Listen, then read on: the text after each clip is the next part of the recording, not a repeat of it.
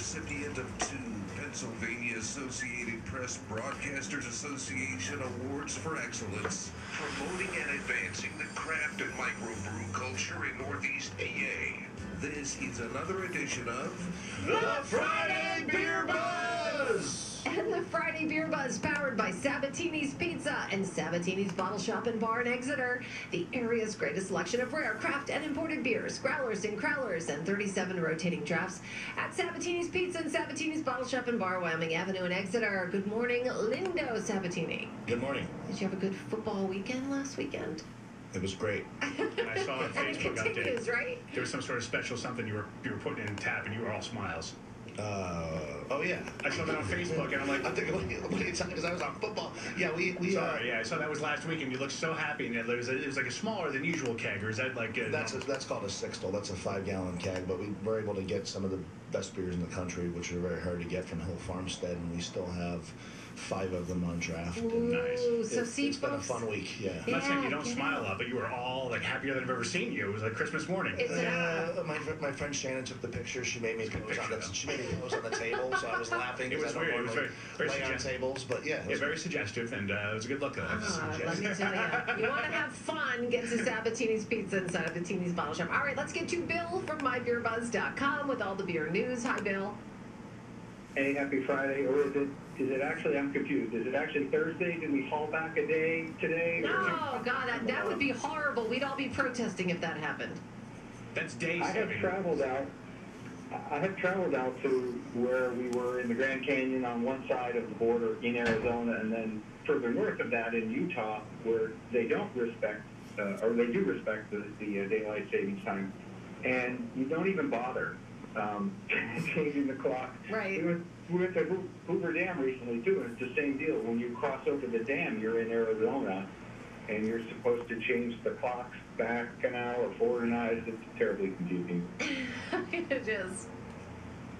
So we should stick to beer news. How about that? I like that. I'm on board. I'm ready. I got today's beer in my hand, so you give the news, and I'm going to sniff this thing. This is quite a treat, but go ahead. Coming to us from Holland, Michigan, and the New Holland Brewing Company, I have a peek at Dragon's Milk 2022 Reserve Number 2.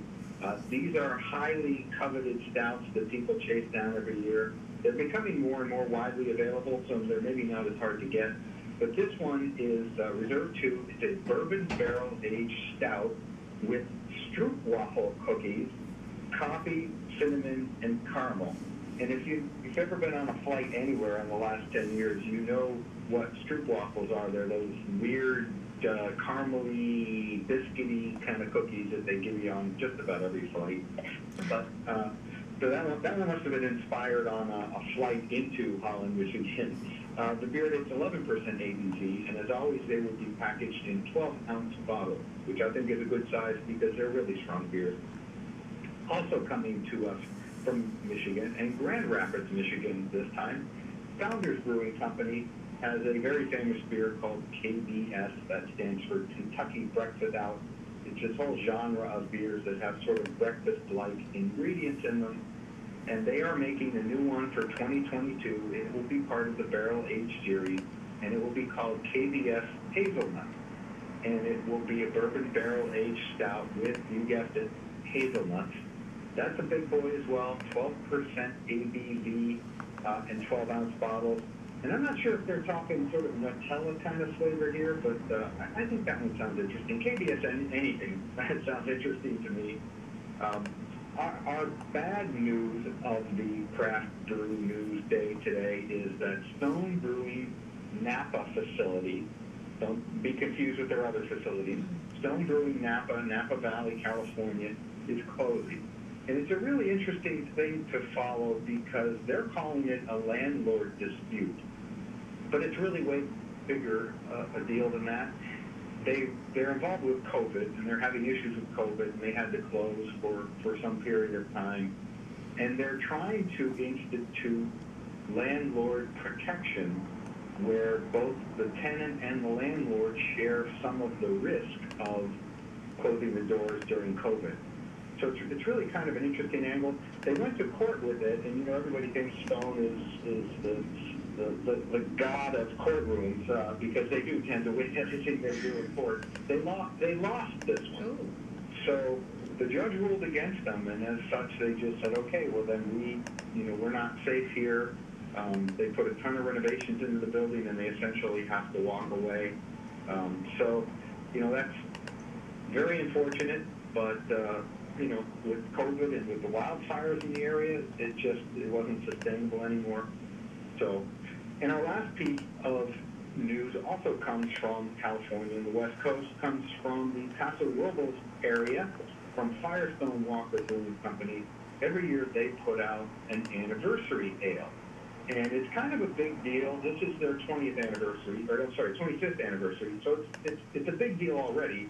But the beer is kind of a big deal because they are in the wine country region. Paso Robles is in that wine country area of California. And they invite all the local winemakers over to the brewery, and they bring out a whole bunch of beers, and then they blend those beers to form what is ultimately the final blend for the anniversary beer. So it's a very complex process, and it's a process that people follow along. And this year's 25th anniversary consists of 41% Parabola Autumn Edition RAS, 28% Tequila Barrel Merkin Milk Stout, 13% Brandy Barrel Barley Wine, 10% Sticky Monkey Quad, these are all big beers, and 8% Whiskey Barrel Wheat Wine. And they're going to package that in a 3-pack.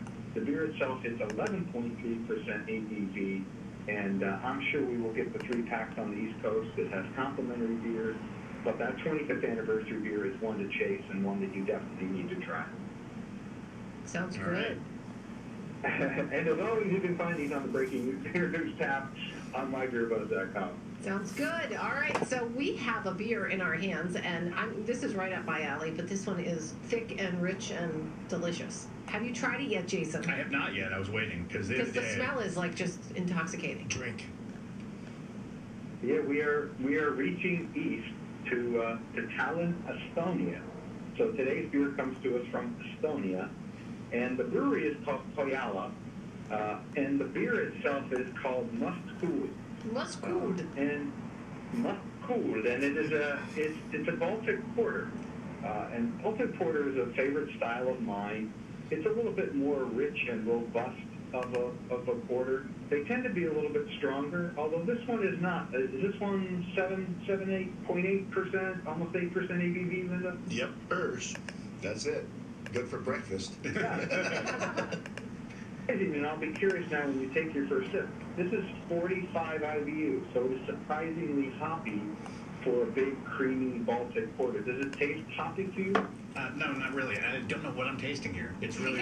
He has the funniest look on his face. I'm going to guess you're not a porter drinker. I love, dark beers, so this is, perfect for me. I mean, my favorite beer when I first turned 21, and still to this day, is I love just sitting in a bar with a burger and a Yingling Black and Tan, but that's not the same kind of beer. This is not that. No. And I can do a Guinness. So this is dark like that, yeah. But what you're getting is for me, I am picking up some hop bitterness. You do get that, there's a little bit of a bitterness in the back that's almost like you get that bitter coffee. Just a little bit, yeah. I mean that's there a little bit, but for me this is Lindoville. This is mine too. And by the way, Nancy saw my face when I took my first sip, and she was like, "Lindo, look at him!" And I felt that, and I was like, "It's embarrassing." But it's not that I don't like it. I'm trying to figure out what I'm tasting, like the coffee, because there's some of the darker beers that taste like a chocolatey kind of something. Like a caramelly. Yeah, this is good. It's just it doesn't jump out to me as like an obvious flavor. Suggestion. Okay. Let me throw out a suggestion to you. Chocolate? Yes? A little bit, yeah. Currant? I don't know what the taste Yeah, is. a little bit cherryish, yes. Oh, that. Raspberry? Maybe. How about caramel or caramel cream? A lot of people. Yes. I get that a little bit. But it doesn't taste like your traditional beer. That's a porter style. It's definitely different. It's creamy, it's rich. It's also got that warm feel A black too. and I like tan. that. Yeah. A black and tan is just two beers mixed. Essentially, one of those two beers is Yingling's traditional porter when you make it with Yingling. But you can make that with any combination of porters. I think this would probably be an interesting black and tan, but I have a feeling the black portion of this would just overwhelm the tan portion of it if you made a black and tan out of it. See, this brewery, reason why we featured this beer today is this brewery is new to our market. We've never been able to get anything from them before. They're highly rated for most of their stouts and sours. I don't know if there's a lot of other Estonian beers out there. It is an interesting location. But as far as something you never hear me talk about is untapped ratings. These guys are really highly rated with most of their porters and stouts. And drinking this beer, I understand why. This is a fantastic beer, and I'm gonna say it's my favorite Estonian beer. Wow, you're going off on a limb there. Me too. They are the largest craft brewery in the Baltic states, and their claim to fame is they are the only one on Rate Beer's Top 100. So, it is an unusual beer, I think, to taste in the States, and one you should definitely track down. For fun, Põhjala translates to Nordic or Northern Realm, and the name Must Kuld translates to Black Gold. And it's kind of confusing where they are, but if you look at it on a map, it's a very popular destination, this town that they're in, this Tallinn, Estonia. And it apparently is a very brief ferry ride from Helsinki, Finland. So they get a lot of different traffic in and out of there. And they have what they call a speakeasy, and it's near the main railway station. And they say, yeah, like Linda mentioned, it is very popular and very new to our markets. I like the bottle design. It's very elegant. I haven't seen it yet, but I agree. We have five different beers from them available on the shelf right now. One of them, another one that I tried is an imperial stout from them that's been barrel aged in Islay Scotch barrels, which is a very peaty, smoky. It was a. You like that one too? Oh, wow. That was in Lindoville too. That's also downtown Lindoville, Estonia. One of my least favorite shows we've done was when you guys gave me that one that tasted like a meat stick. I forget it was smoked beer. There's like, and I'm drinking all of this Vinos. I usually don't even finish it. I usually sample it and comment on it. This one I keep drinking, and every once in a while I get like that hint of like there's something smoky in there. Am I dreaming that up? There's a little bit of roastiness in it, but not like that Schluck. Yeah. That was Schluck-Curler Rausch beer. That was prank style beer almost for me. But for you. This is tasty. Yeah, I like this though. Yeah, man. Yeah, definitely roasty. Roasty's a great descriptor for porters. These guys, Põhjala opened in 2011. It was started by 4 craft beer enthusiasts, and they hired head brewer Chris Pilkington, who, if you follow craft beer for any length of time, Chris came from Brewdog. So Chris has roots in craft beer for quite a while. It's good. I think we should bring burgers in next time, Linda. Somebody... I feel like that would go well with this. I feel like it would go really well with this. You have a better chance to see me bring pizza in here, but it's hard That's to true, yeah, that's right. So basically, if you'd like to try the Estonian Very beers, true, sorry. including this one, you want to tell them you want to go to Lindoville at Sabatini's. That's what you need to do. But we are drinking Pohjala, I hope I said that right, brewery's Must Kuld, and it is fantastic. And if you like it's really good. the porters and such, get to Lindoville because this is really yummy stuff. All right. Yeah, don't make my hesitation has nothing to do with my like or dislike. I know. I'm just trying to process it all, and it's really good. He takes this very serious. I really do. There's a lot of beers that we're going to give you that you have to take them in. This is why I'm no fun to drink with, because I just think too much. Just Bill, loosen up, buddy, we will right? talk to you next week. Have a great weekend. Happy weekend. Have a good day on stage time. I mean, it's so much And fun. Lindo is in football time too this weekend again in the big game, and so everyone will be out. So get there because the Friday Beer Buzz, powered by Sabatini's Pizza and Sabatini's Bottle Shop and Bar in Exeter. I want to let you folks know, stick around. Coming back, the numbers are in on the jobs report, and pretty big news. We'll get to that in just a moment. Sabatini's, the area's greatest selection of rare craft and imported beers, growlers and crowlers, and 37 rotating drafts at Sabatini's Pizza and Sabatini's Bottle Shop and Bar, Wyoming Avenue in Exeter. The Friday Beer Buzz, bringing good beers and good people together.